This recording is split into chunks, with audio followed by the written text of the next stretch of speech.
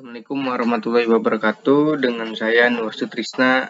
Di sini saya akan membahas dengan judul bahasa Indonesia diminati dan dipelajari oleh bangsa-bangsa di dunia. Di sini ada daftar isi, pendahuluan, latar belakang, rumusan masalah, tujuan, manfaat, pembahasan, kesimpulan, saran, daftar pustaka. Latar belakang di sini, setiap suku bangsa memiliki bahasanya sendiri-sendiri dengan seluruh keunikan yang dimilikinya. Bahasa jadi perlengkapan komunikasi dalam berpikir, mengatakan serta berbuat. Bahasa memperjelaskan etikat seorang ataupun kelompok dalam penyampaiannya. Oleh sebab itu, tidak mengherankan jika kerap kita menjumpai orang lain yang berdialog dengan bahasanya yang tidak kita paham. Pertanyaannya, gimana bisa jadi kita dapat berbicara dengan orang yang berbeda bahasanya dengan kita? Mayoritas orang Indonesia yang pesimis hendak negaranya bisa jadi hendak merasa malu terhadap bahasa Indonesia. Mengira kalau bahasa Indonesia cuma dipelajari serta digunakan di Indonesia. Serta menyangka bahasa Indonesia kalah menarik dibandingkan bahasa asing ataupun bahasa yang lain. Mereka tentu hendak kaget apabila mengenali betapa populernya bahasa Indonesia di dunia. Benarkah itu? Nyatanya, bukan hanya Indonesia yang mempraktikkan pelajaran bahasa Indonesia. Di kala ini, bahasa Indonesia pula dipelajari di lebih dari 45 negeri di dunia. Sebagian antara lain merupakan Australia, Jepang, Vietnam, Mesir, serta Italia. Perihal ini membuat bahasa Indonesia masuk ke dalam peringkat 10 besar, bahasa yang sangat banyak digunakan segala dunia. Di sinilah berartinya kedudukan bahasa dalam berbicara baik antar masyarakat dalam satu suku ataupun wilayah, antar masyarakat dalam satu negeri ataupun rumpun bahasa tertentu ataupun masyarakat antar negeri. Sini ada rumusan masalah. Yang pertama, mengapa bahasa Indonesia diminati serta dipelajari oleh dunia. Kedua, apa yang menjadi kehebatan bahasa Indonesia di mata dunia. Ketiga, apakah yang menjadi hambatan Indonesia untuk menjadikan bahasanya menjadi bahasa internasional. Keempat, bagaimana usaha bahasa Indonesia agar menjadi tuan rumah di negeri sendiri. Tujuan penelitian, tujuan pertama, untuk mengenali peranan bahasa Indonesia di dunia. Tujuan kedua, untuk menyadarkan pembaca supaya melestarikan bahasa Indonesia. Tujuan ketiga, untuk menyadarkan pembaca agar berfungsi penuh untuk menjadikan bahasa Indonesia jadi bahasa internasional. Manfaat di sini, yang pertama, meningkatkan perilaku bahasa yang positif terhadap bahasa Indonesia. Kedua, menjadi bahasa pemersatu dari bermacam bahasa dari masing-masing wilayah di Indonesia. Ketiga, menjadikan kebanggaan terhadap bangsa Indonesia. Keempat, kesetiaan antara bahasa Indonesia. Kelima, tingkatkan pemahaman hendak terdapatnya norma dalam berbahasa serta secara spesial bertujuan untuk terampil berbahasa Indonesia dengan baik serta benar. Pembahasan di sini, yang pertama, mengapa bahasa Indonesia diminati dan dipelajari oleh dunia. Bahasa Indonesia merupakan bahasa formal milik bangsa Indonesia yang mempunyai kemiripan dengan bahasa Melayu. Bahasa Indonesia tidak memerlukan pemakaian nada, tambahan partikel setiap kata ataupun pergantian kata akibat perbedaan waktu. Terdapat sebagian alasan kenapa bahasa Indonesia diminati oleh masyarakat asing, terutama para pelajar serta pengusaha.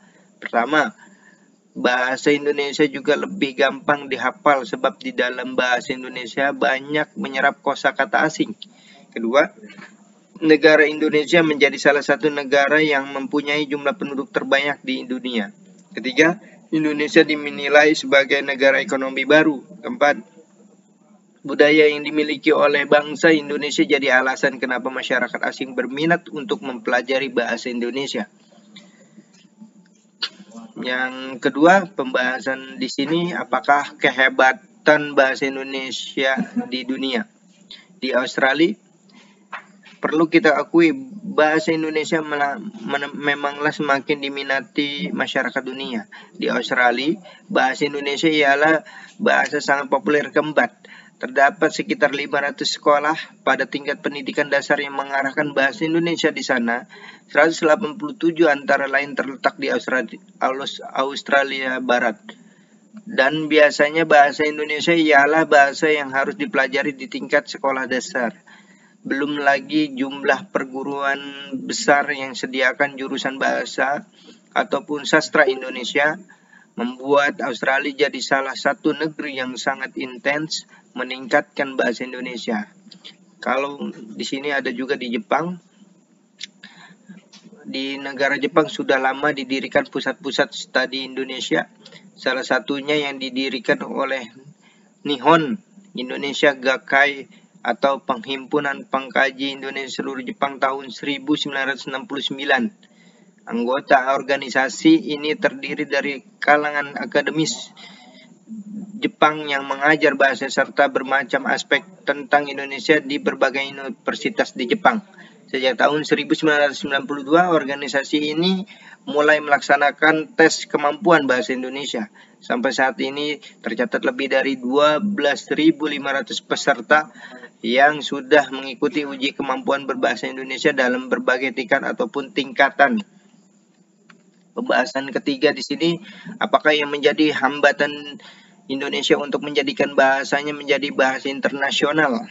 Hambatan bahasa Indonesia menjadi hambatan internasional terlihat dari bermacam aspek. Yang pertama, rendahnya mutu sumber daya manusia di Indonesia menyebabkan susahnya meningkatkan bahasa Indonesia menjadi bahasa internasional. Kedua, ialah paradigma masyarakat tentang penggunaan bahasa asing sebagai gengsi sosial. Sebuah tren penggunaan bahasa daerah dikalahkan oleh bahasa Indonesia serta penggunaan bahasa Indonesia dikalahkan oleh penggunaan bahasa Inggris.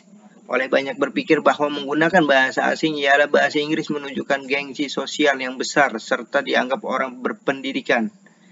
Tantangan lain dari bahasa Indonesia menjadi bahasa internasional ialah daya tarik politik serta ekonomi yang rendah. Kesiapan bahasa menjadi bahasa internasional yang digunakan banyak negara tergantung pada seberapa besar ketergantungan terhadap bahasa tersebut dalam berbagai aspek seperti ekonomi, sosial, serta budaya. Yang keempat, pembahasan di sini bagaimana upaya agar bahasa Indonesia menjadi tuan rumah di negeri sendiri. Mempopulerkan bahasa Indonesia melalui dunia entertainment. Dengan pertumbuhan zaman yang semakin modern, pemakaian bahasa dunia seperti bahasa Inggris menjadi tuntutan utama yang wajib dipenuhi seseorang dalam dunia pekerjaan. Hampir seluruh jenis pekerjaan memerlukan pekerjaan yang mampu berbahasa Inggris. Hal ini membuat mulai bermunculan sekolah ataupun universitas. Sebenarnya tidak ada yang salah bila masyarakat Indonesia belajar bahasa percakapan dunia. Tetapi jangan sampai hal ini membuat kecintaan seseorang terhadap bahasa Indonesia menjadi menurun. Apalagi sampai tidak mengenali tata cara pemakaian bahasa Indonesia yang baik serta benar. Membuat masyarakat lokal serta asing tertarik dengan dunia entertainment Indonesia akan membuat mereka pula tertarik dengan kebudayaan bahkan bahasa dari negara Indonesia. Hal ini akan membuat mereka tertarik untuk menekuni segala sesuatu tentang Indonesia. Pembahasan mempertahankan jati diri di negeri sendiri. Bahasa Indonesia, bahasa nasional, karakter bangsa.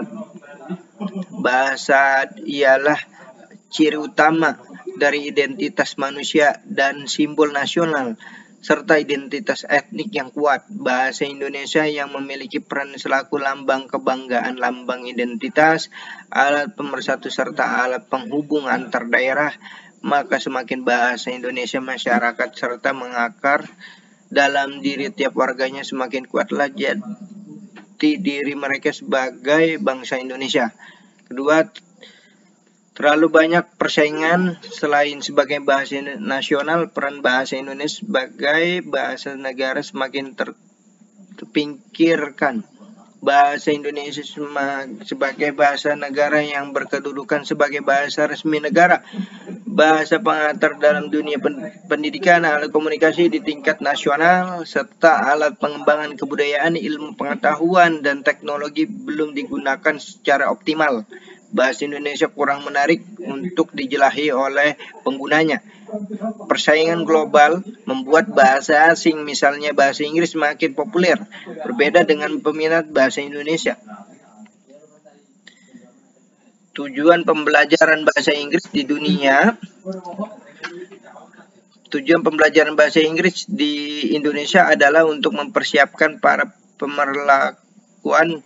pelaku komunikasi abad 21 sebagai abad universitas dan persaingan.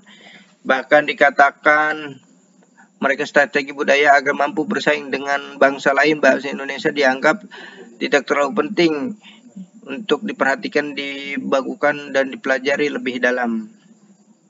Kesimpulan, di sini bahasa Indonesia merupakan bahasa yang mudah dipelajari dan dipahami karena bahasa Indonesia tidak memerlukan penggunaan nada, penambahan partikel pada setiap kata, atau perubahan kata karena perbedaan waktu seperti yang terdapat pada beberapa bahasa milik negara lain, sehingga bahasa Indonesia secara gramatikal mudah untuk mengerti, yang menjadikan bahasa Indonesia dinikmati oleh negara lain. Namun, kebanyakan orang Indonesia yang pesimis dengan negaranya mungkin merasa malu dengan bahasa Indonesia, menganggap bahasa Indonesia hanya dipelajari dan digunakan di Indonesia, dan menganggap bahasa Indonesia kurang menarik dibandingkan bahasa asing lainnya. Mereka akan terkejut mengetahui betapa populer bahasa Indonesia di dunia. Oleh karena itu, sebagai warga negara Indonesia, kita harus menggunakan bahasa Indonesia dengan baik dan benar. Jika kita sudah menggunakan bahasa Indonesia yang baik dan benar, secara tidak langsung orang-orang di sekitar kita akan tertular. Saran untuk bisa mengembangkan bahasa Indonesia, kita sebagai anak muda Indonesia harus bangga dengan bahasa kita sendiri. Kita bisa belajar bahasa asing, tapi kita tetap tidak boleh melupakan bahasa kita sendiri.